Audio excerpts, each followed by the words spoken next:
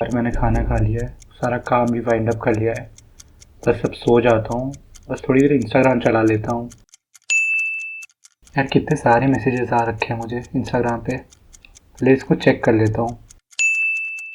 ये दो इन्फ्लुएंसर्स में लड़ाई कैसे हो गई, इसकी तो एक डिटेल वीडियो देखना बनता है। वैसे भी 11 ही बज रहा है, आराम से सोऊंगा इसके बाद। अब फ्लाइंग बीस्ट में भी नई वीडियो डाल दी। यार इतना बिजी था आज दिन भर, पहले इस वीडियो को देख के ख़त्म करता हूँ। यार 12 बज चुके हैं, टाइम का पता ही नहीं लगता। चलो यार ये लास्ट वीडियो, इसके बाद तो सोना ही है।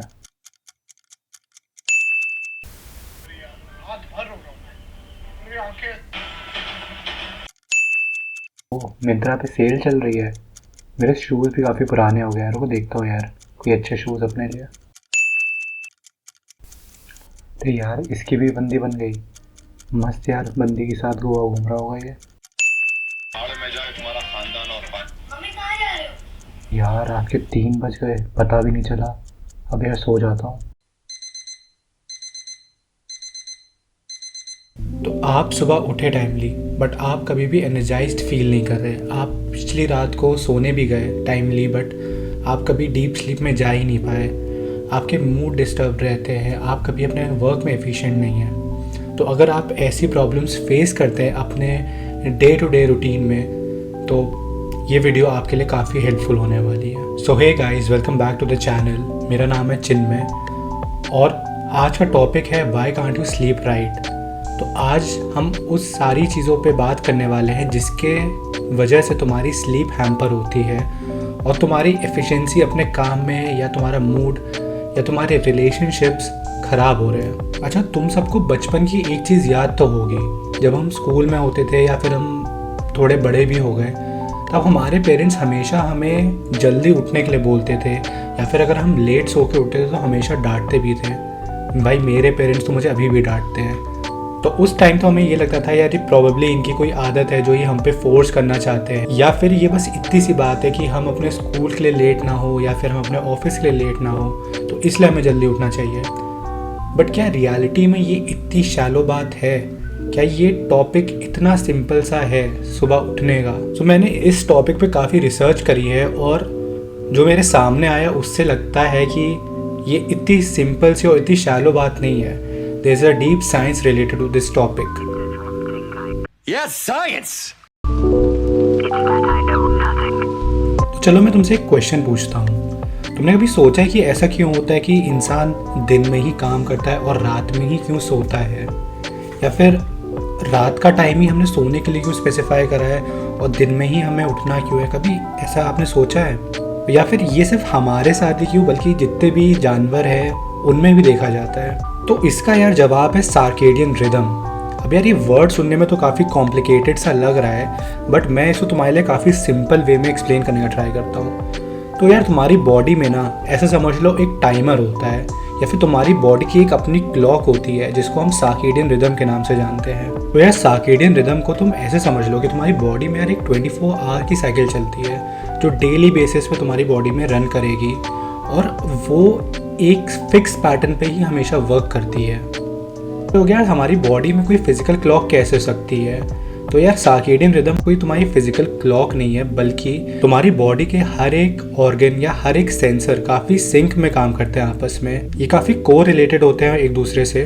और कहीं ना कहीं यार तुम इसको ऐसे समझो कि तुम्हारी बॉडी में जितने भी सेंसर्स हैं, जैसे तुम्हारी आइज़, तुम्हारी स्किन, ये सारी इन्फॉर्मेशन तुम्हारे ब्रेन तक पहुँचाने में हेल्प करते हैं। तो जो भी तुम देख रहे हो या जो भी तुम महसूस कर रहे हो, ये काफ़ी सिंक वे में तुम्हारी बॉडी में जा रहा है। जैसे अगर मैं तुम्हें एक ऐसे रूम में भी रख दूं जिसमें यार मैंने पूरे वुलन क्लोथ्स रख रखे हैं, या फिर कंबल रख रखे हैं, या फिर बहुत विंटर वाला एनवायरनमेंट बना रखा है, बट एक्चुअल में टेम्परेचर अगर बहुत हाई है, तो तुम अपने ब्रेन को बेवकूफ़ नहीं बना सकते कि भाई ठंड हो रही है।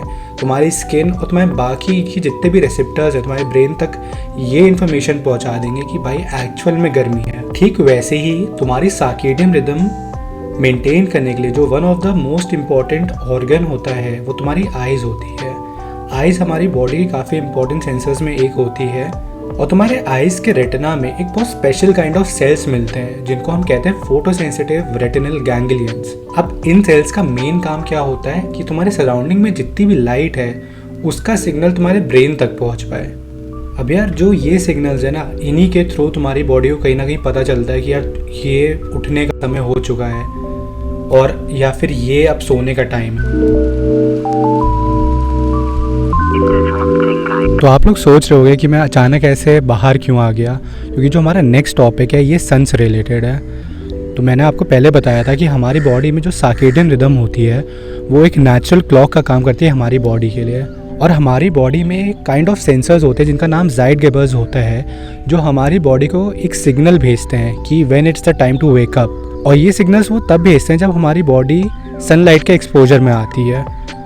तो जैसे ही हमारी बॉडी सनलाइट के एक्सपोजर में आती है हमारे ज़ाइटगेबर्स अलर्ट हो जाते हैं और हमारी बॉडी को एक सिग्नल मिलता है कि अब उठने का टाइम आ चुका है बेसिकली। तो मैं आपको ये सजेस्ट करूँगा कि आप दिन में एक पार्ट निकालें जिसमें आप सनलाइट के डायरेक्ट एक्सपोजर में हैं। और ज़रूरी नहीं है आप एकदम दोपहर में हो, आप मॉर्निंग में या इवन इवनिंग में जब सनलाइट बेरेबल होती है तब उसके एक्सपोजर में आ सकते हैं। तो ये आपकी सर्केडियन रिदम के लिए काफ़ी सही होगा, क्योंकि आपकी बॉडी को पता होगा कि कब उसको एक्टिव होना है। और आपने एक चीज़ बहुत कॉमन उन लोगों में देखी होगी जो लोग नाइट शिफ्ट्स करते हैं या लोग बहुत देर तक काम करते हैं, और इन शॉर्ट जो लोग सन के बहुत कम एक्सपोजर में आते हैं उनकी सर्केडियन रिदम हमेशा डिस्टर्ब रहती है। और मैं अभी आपको एक क्लिप दिखाऊंगा। Best way to get your sleep right is get your morning sunlight exposure, ideally within an hour of waking up. Again, if you wake up before the sun comes out, flip on as many lights as you possibly can if you want to be awake. That's one basic way to just set the whole thing in motion properly. तो जैसा कि आपने इस clip में देखा, आपको समझ में आ गया होगा कि आपकी बॉडी के लिए सनलाइट कितनी ज़रूरी होती है। आपकी सर्केडियन रिदम आपकी ओवरऑल मेंटल हेल्थ को बैलेंस आउट करती है, और अगर आपकी बॉडी को सनलाइट रेगुलर बेसिस पे नहीं मिल रही है तो काइंड ऑफ आपकी सर्केडियन रिदम हमेशा डिस्टर्ब्ड रहेगी और आपको सोने में हमेशा दिक्कत आएगी। तो अभी अगर आपको याद होगा, एक ट्रेंड बहुत पॉपुलर हुआ था पिछले साल, वो था 75 हार्ड। राम राम, आज मेरा 75 हार्ड का पहला दिन। तो उसमें अगर आपको अच्छे से याद होगा तो एक सेक्शन था जिसमें आपको बोला गया था कि आप आउटसाइड वर्कआउट करें। तो वो आउटसाइड वर्कआउट बेसिकली इसीलिए था ताकि आप सन के एक्सपोजर में आए, या मैं कहूँ आप सनलाइट के एक्सपोजर में आए। और वो 75 हार्ड चैलेंज जितने लोगों ने करा है मोस्टली काफ़ी लोगों के लिए फ्रूटफुल भी हुआ है, क्योंकि कहीं ना कहीं इतने डिसिप्लिन्ड वे में जब आप मूव करते हैं और आप प्रॉपर सनलाइट इंटेक करते हैं, आप अपनी डाइट को बैलेंस आउट करते हैं, तो आपकी सर्केडियन रिदम ऑटोमेटिकली रेगुलेट हो जाती है। तो यार हम लोग की ना एक बहुत कॉमन हैबिट बन चुकी है, और मैं सिर्फ तुम्हारी बात नहीं कर रहा, इंक्लूडिंग मी, कि हम जब सोने वाले होते हैं या फिर हम जब बेड पे आ जाते हैं सोने के लिए, तब भी यार हम अपना फ़ोन बहुत स्क्रॉल करते हैं। लाइक हम अपना फ़ोन या तो स्क्रॉल करेंगे, या फिर हम कोई मूवीज़ देखेंगे, या हम कोई वीडियोस देखते रहेंगे, या फिर हम अपने बेड पे ही बैठ के रात में अपने लैपटॉप पे वर्क कर रहे होते हैं या पढ़ाई कर रहे होते हैं। यार ये आई थिंक बहुत कॉमन हैबिट बन चुकी है with the rise of internet and with the availability of smartphones और लैपटॉप्स इन कॉमन पीपल।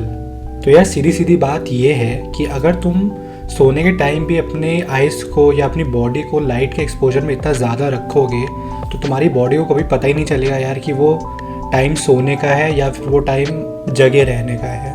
और जब आपकी बॉडी इतनी ज़्यादा लाइट तब कंज्यूम करती है जब उसका सोने का टाइम है या फिर जब वो थकी हुई हो, it can totally disturb your circadian rhythm. And over the period आप नोटिस करेंगे कि यार आप सो ही नहीं पा रहे जब आपकी बॉडी रेस्ट मांग रही है, या फिर आप विलिंगली जब सोना चाह रहे हैं आपको नींद ही नहीं आ रही है। और भाई इसका सबसे बड़ा रीज़न यही है कि यार जो तुम स्क्रोलिंग करते हो या फिर तुम जो फ़ोन चलाते हो या इनफैक्ट कोई भी वीडियोज़ या मूवीज़ देखते हो सोने से जस्ट पहले, तो यार मैं आपको समझा दूं कि इस चीज़ से आप अपनी स्लीप इतनी ख़राब कर दोगे क्योंकि आपकी बॉडी कभी सोने के लिए रेडी ही नहीं हो पाएगी, नो मैटर आप कितने भी थके हुए हो या नो मैटर आपको कितनी भी नींद आ रही हो। अब आजकल यार एक बहुत पॉपुलर वर्ड मार्केट में चला है जिसके अराउंड इतने सारे केमिकल्स या इतनी सारी मेडिसिन्स, इतनी सारी क्रीम्स सेल हो रही हैं, और वो वर्ड है मेलेटोनिन। और तुम्हें बहुत सारे इन्फ्लुएंसर्स, बहुत सारे यूट्यूबर्स ऐसे प्रोडक्ट्स को यूज़ करने की भी सजेशंस देंगे।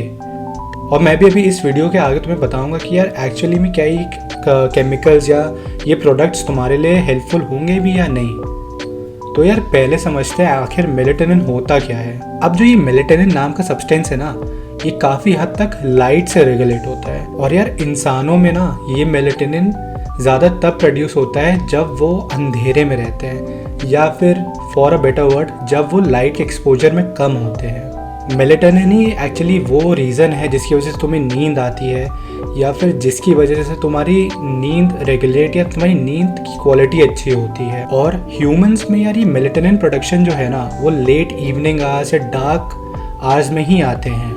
तो तुमने देखा होगा कि यार विंटर्स में तुम्हें नींद बहुत ज़्यादा आती है कंपेयर टू समर्स। और उसका रीज़न ये है कि यार विंटर्स में डेज इतने शॉर्ट होते हैं और तुम्हारी डार्कनेस इतनी ज़्यादा होती है, तो उस वजह से तुम्हारी बॉडी में मेलेटोनिन भी ज़्यादा बनता है। और एक और चीज़ मैं आपको बता दूं, जो मेलेटोनिन होता है ना तुम्हारी बॉडी का, ये सबसे ज़्यादा बनता ही तब है जब आप अंधेरे में होते हो या kind of pitch black darkness में होते हो।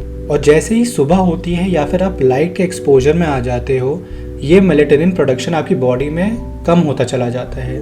तो यार अब आते हैं उस बात पे कि यार जो इतने मार्केट में प्रोडक्ट्स चल रहे हैं रिगार्डिंग मेलेटोनिन प्रोडक्शन, या फिर जो ये पिल्स आ रही हैं या फिर जो क्रीम्स आ रही हैं, भाई एक्चुअली क्या ये काम करती हैं? तो यार मैंने अभी तक अपनी जितनी भी रिसर्च करी है उसमें से मुझे कोई भी एक ऐसा वैल्यूएबल सोर्स नहीं मिला जो मुझे ये बता सके कि भाई ये एक्चुअल में वर्क कर रही हैं। इनफैक्ट रेडिट में मैंने जितनी ही अभी तक के यूज़र एक्सपीरियंस देखे हैं ऐसी क्रीम्स के या फिर ऐसे पिल्स के, भाई सारे नेगेटिव हैं और सब कहते हैं कि वो उन पे इतना वर्क करा ही नहीं। और रिसर्च भी ये कहती है यार कि मेलेटोनिन प्रोडक्शन सबसे ज़्यादा इफेक्टिव तब होता है जब आप रात में या फिर आप पिच डार्कनेस में हो, तभी आपकी बॉडी में ज़्यादा मेलेटोनिन बनता है। सो आई वुड सजेस्ट कि यार इंस्टेड ऑफ इन्वेस्टिंग इतना सारा पैसा या फिर अपना वैल्यूएबल पैसा ऐसे प्रोडक्ट्स में, आप यार ट्राई करो कि आप अपनी फ़ोन की स्क्रॉलिंग धीमे धीमे बंद करो, क्योंकि यार ओवर द टाइम आपको वही हेल्प करने भी वाला है। तो यार अब मैंने आपको ये तो काफ़ी हद तक समझा दिया कि आपकी स्लीप किन किन फैक्टर्स की वजह से इफ़ेक्ट होती है और आपकी सर्केडियन रिदम बेसिकली कैसे फंक्शन करती है। तो अब हम बात करने वाले हैं एक्चुअली आप अपनी स्लीप क्वालिटी कैसे बढ़ा सकते हो, या फिर अगर आपकी सर्केडियन रिदम टोटली डिस्टर्ब हो चुकी है तो आप ग्रेजुअली उसको कैसे इन प्लेस ला सकते हो। तो यार सबसे पहला पॉइंट जिसके थ्रू आप सर्केडियन रिदम को अपनी ऑप्टिमाइज़ कर सकते हो या इन प्लेस ला सकते हो वो है यार get an optimal amount of sleep. बहुत सारी जगहों पे ये बोला गया है कि 8 आवर्स ऑफ स्लीप हमारी बॉडी को चाहिए होती है, बट यार ये नंबर कोई फिक्स नंबर नहीं है। It totally varies from person to person and आपको पता होना चाहिए कि आपके लिए कितनी स्लीप रिक्वायर्ड है। कईयों के लिए 8 आवर्स से भी बहुत कम रिक्वायर्ड होती है, लाइक 5 आवर्स बहुत होती है काफ़ी लोगों के लिए, बट काफ़ी लोगों के लिए यार 10 आवर ऑफ स्लीप भी कम पड़ जाती है। तो यार उसमें कोई शर्म की बात नहीं है कि यार आपको इतनी स्लीप की रिक्वायरमेंट है, यार ये आपकी बॉडी की पर्सनल रिक्वायरमेंट है और ये आपको खुद फिगर आउट करना पड़ेगा। बट यार 8 आवर्स एक ऐसा नंबर है जो काफ़ी कॉमन है और काफ़ी लोगों के लिए वर्क कर जाता है। सो आई वुड से यार 8 to 10 आवर्स आपको स्लीप लेनी ही चाहिए। अब दूसरा पॉइंट जो है वो ये है कि यार आप लोग उठते ही साथ 1 आवर तक ट्राई करो कुछ मत खाओ। और हम में से यार बहुत लोग ये हैबिट भी होती है, जो लोग स्पेशली वर्किंग होते हैं या फिर जो लोग कॉलेज या स्कूल में होते हैं, कि यार वो जैसे ही सुबह उठे वैसे ही कुछ खाने लग गए। तो यार इससे क्या होता है ना, आप जैसे ही उठे हो आपका डाइजेशन तुरंत वर्क पे लग जाता है और इससे आपकी बॉडी पे काफ़ी ज़्यादा स्ट्रेन पड़ता है, स्पेशली तब जब वो एकदम प्रॉपर एनर्जाइज्ड फॉर्म में नहीं होती है। तो आपकी बॉडी के थकने के chances at the start of the day काफ़ी हाई हो जाते हैं और इस वजह से भी आपको लेथार्जिक थ्रू आउट फील हो सकता है। अब पिछले पॉइंट से यार तुम्हें ये तो समझ में आ गया होगा कि आप जो खाना खाते हो उससे आपकी सर्केडियन रिदम एक्चुअली कितनी ज़्यादा इफेक्ट होती है। तो जो हमारा थर्ड पॉइंट है वो भी ये रहने वाला है कि कोशिश करो कि आप एक फ़िक्स टाइम में हमेशा खाना खाओ, क्योंकि यार आप जिस टाइम पे खाना खाते हो और जैसे ही आप खाना खाते हो आपके अंदर जो आपका डाइजेस्टिव सिस्टम होता है काफ़ी ज़्यादा एक्शन में आ जाता है। और यार अगर आप इतने वैलिड टाइम पे हमेशा खाना खाओगे, जैसे मान लो मैंने आज सुबह 6 बजे ब्रेकफास्ट करा, कल को मैं सुबह 10 बजे ब्रेकफास्ट कर रहा हूँ, या फिर मैं लेट डिनर कर रहा हूँ, या फिर मैं कभी अर्ली डिनर कर रहा हूँ, आपकी बॉडी को भाई पता ही नहीं होगा कि आप उसको कैसे रेडी होना है। और circadian rhythm is all about the timing. आपकी वो एक रिदम है जो आप रोज़ ब्रेक कर रहे हो अगर आप ऐसे अनइवन टाइमिंग्स पे खाना खा रहे हो रोज़। और जो फोर्थ पॉइंट है यार, मुझे लगता है मेरे लिए पर्सनली काफ़ी ज़्यादा इफेक्टिव प्रूव हुआ है, और वो ये है कि यार आप कोशिश करो कि आप डे लाइट में या फिर सन के एक्सपोजर में एटलीस्ट फॉर 30 to 60 मिनट्स रोज़ रहो। एंड यार मुझे पता है भाई काफ़ी लोगों के लिए पॉसिबल नहीं हो सकता क्योंकि उनका वर्क होता है या जो भी स्कूल होता है, कॉलेज होता है। बट यार मैं ये कहूँगा कि यार इवनिंग में भी अगर आप सन के एक्सपोजर में थोड़े से हो ना, मतलब आप लाइट एक्चुअली देख पा रहे हो और आप वो लाइट अपनी बॉडी में एब्जॉर्ब कर पा रहे हो, तो भाई ये आपके लिए ना वंडर्स कर सकता है। और इस चीज़ ने स्पेशली मेरे लिए काफ़ी ज़्यादा वंडर्स करे हैं क्योंकि आपकी बॉडी ऑटोमेटिकली जब आप सन के एक्सपोजर में आते हो काफ़ी ज़्यादा एनर्जाइज्ड हो जाती है। सो आई वुड सजेस्ट यार, जब भी आप कुछ ऐसा काम करने वाले हो ना जिसमें आपका बहुत ज़्यादा फोकस या बहुत ज़्यादा एनर्जी लगने वाली है, तो आई वुड सजेस्ट यार उसके 30 मिनट से या फिर 1 घंटा पहले आप सनलाइट में जाओ और थोड़ी देर सनलाइट में रहो। यार ये आपके लिए ना बहुत ज़्यादा वंडर्स कर सकता है और बहुत हेल्पफुल प्रूव हो सकता है क्योंकि आपकी बॉडी ऑटोमेटिकली एकदम अवेक हो जाती है और एकदम एक्शन मोड में आ जाती है इसकी वजह से। So that was all for the video guys. अगर आपको ये वीडियो अच्छी लगी हो तो लाइक कर देना, शेयर कर देना, और अगर आपको किसी और टॉपिक में वीडियो चाहिए तो उसको कमेंट में बताना मत भूलना। Thank you.